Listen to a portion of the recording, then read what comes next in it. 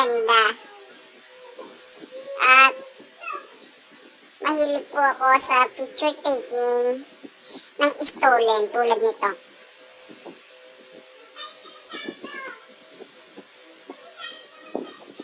Diba?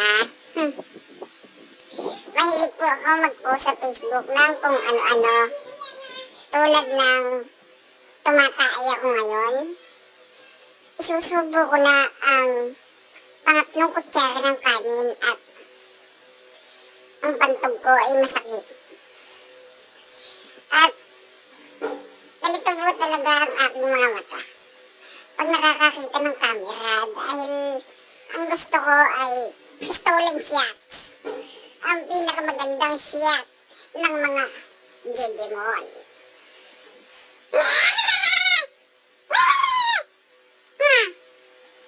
Diba? Kiss nga boys. Mwah.